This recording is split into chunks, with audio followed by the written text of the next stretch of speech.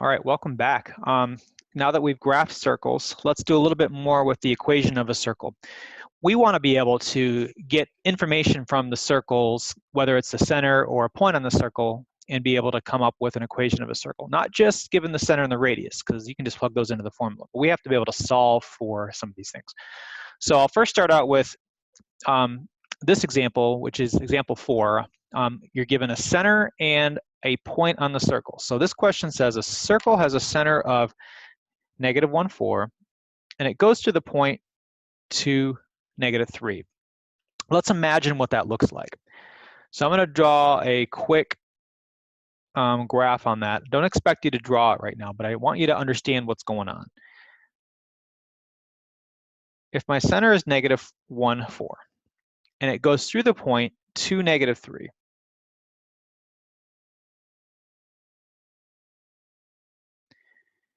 that means that this would be your radius. And that circle is going to revolve around that center. Well, I already have my center, so I already have the part with the h and the k. I don't have to do any work for that. That is that -1, 4. What I have to find out is what is the length of the radius? And we can do that using the distance formula. It's basically this distance here from the center and that point, okay? That distance will give me the radius, so then I can plug that part into the formula too. So we need to know the distance formula in this problem. The distance is going to be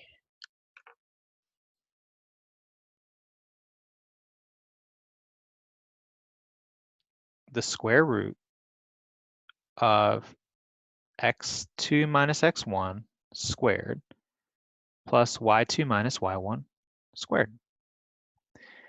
And if I plug in these numbers, it doesn't matter which order you put the x's, but you want those numbers to be in your x's. So it's the square root of 2 minus -1 squared plus -3 minus 4 squared. Now that distance is your radius. So whatever that distance is between the center and the edge of that circle is going to give you what your radius is. So we want to be able to calculate that. 2 minus -1 is 2 plus 1. So we can simplify that to saying, all right, well, 2 plus 1, which is really 3. And this is -3 minus 4, which is -7. It's important that you use parentheses, especially if you're using a calculator in that. So the radius is going to be the square root of 3 squared plus -7 squared.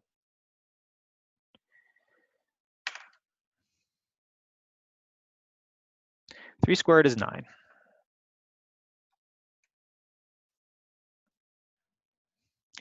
If I don't include the square root symbol, 3 squared is 9. -7 squared, remember when you're squaring a negative, it's positive. So that's really 7 squared, that's 49. 49 plus 9 is 58. So the square root of 58 is the radius.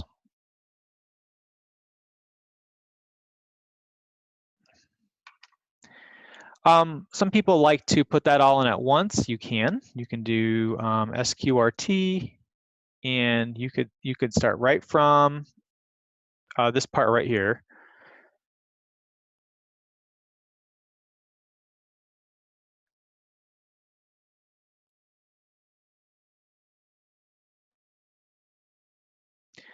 But do keep in mind that the number that you see as the answer is going to be the decimal form of that. So if you want that to be squared,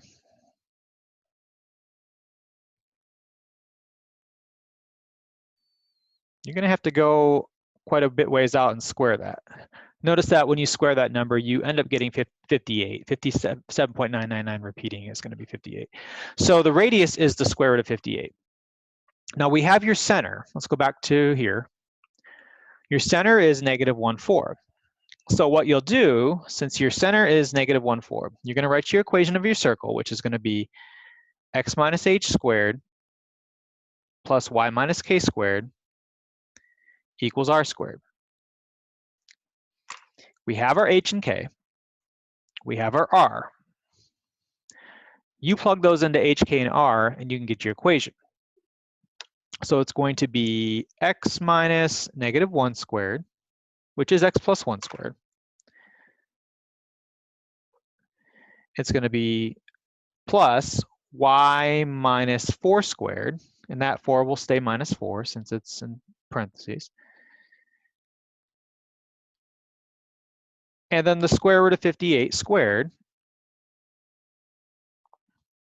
Remember that a square and a square root cancel. So that's going to just become 58.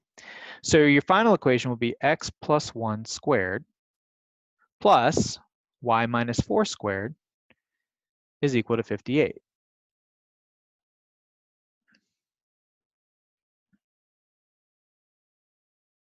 And that's something that I would definitely graph. So before you even move on to the next problem, take a minute and go into Desmos and graph it.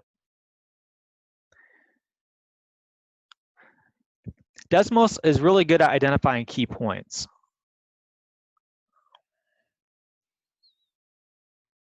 So it should be able to locate that point that's on the circle. So let's take a look at what we have. We are trying to find the point 2, negative 3.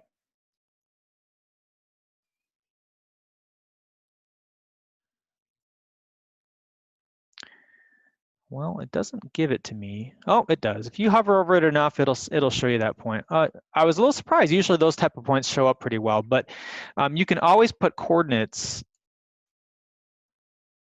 in a new line. It'll show up right on there on that graph. Now the center we said was negative 1, 4. So if you do a new coordinate at negative 1, 4, it should plot that center right where you want it to be, and that looks pretty accurate. So we're going to say that's right. Now go ahead and look at this problem. It's similar. It's got a center, the circle contains the point 0, 4 and has a center of negative 3, negative 1. What is its equation? I want you to try this. So pause the video and try it.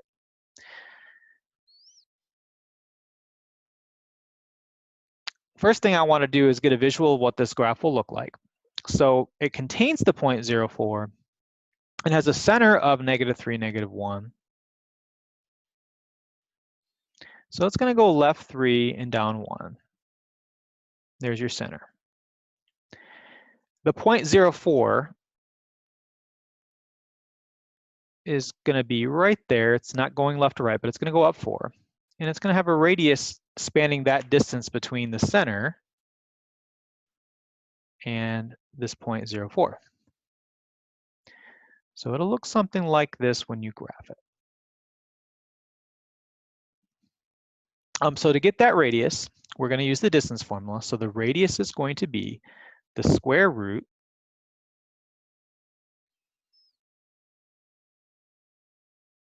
and the distance is x2 minus x1 squared, y2 minus y1 squared. It doesn't matter which order you put it in. So I'm just going to do 0 minus negative 3 and 4 minus negative 1. So that's a double negative, so it's going to be plus. So the radius is going to be the square root of 0 plus 3 squared, which is 3 squared, and 4 plus 1 squared. So the square root of 3 squared plus 5 squared. 3 squared is 9, 5 squared is 25, 25 plus 9 is 34. You can check that with me on the calculator. Guys, one thing that I meant to show you in the last example, which I did not, is you can get Desmos to do distances for you if you'd like. Here's how you do it. So if you're given a point negative 3, negative 1, and 0, 4, you can type the word distance. And notice that that italic went away and it became a regular font. That's math type. So if you do 2 open parentheses, you can do the first coordinate, negative 3, negative 1, close it up, put a comma, and then you can do a new coordinate, 0, 4, 0, comma 4. And it gives you a distance of 5.83. Now, if you take that number, I'm going to just copy it and paste it. Oh, dollar signs. You square it. There's your 34. So there's your square root of 34 right there. So that's some powerful stuff. So allow Desmos to help you where it can. Now, as far as the rest of the equation goes, our center is -3, -1. That's your h and k. So we're going to switch those signs. Let's go back here for a minute. We're going to say x plus 3 squared plus y plus 1 squared. And the square root of 34 squared, well, that's just going to be 34. So x plus 3 squared plus y plus 1 squared is equal to 34.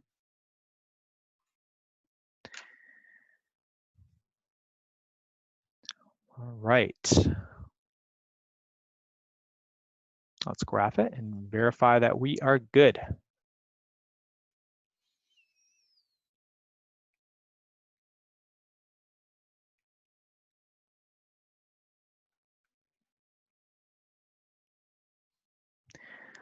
So that looks similar to the graph that I plotted on crudely by hand. Yep, looks like it's about the right spot. Let's verify the center. Just do a new coordinate, -3, -1. That looks like it's right in the middle. And let's look at the point. What was the point that it went through? 0, 4. And I'm gonna label both of those. And you got it. 0, 4 is right on the edge of the circle. -3, -1 is right in the middle of it. We are good to go. So that takes care of that example. You have finished that video. The next video, the last video for this topic is going to be talking about finding the center and radius, the equation of a circle given 2 endpoints of a diameter of a circle. So in the next example, I'll give you points at the edges. I won't give you the center. You'll have to figure out the equation from that information.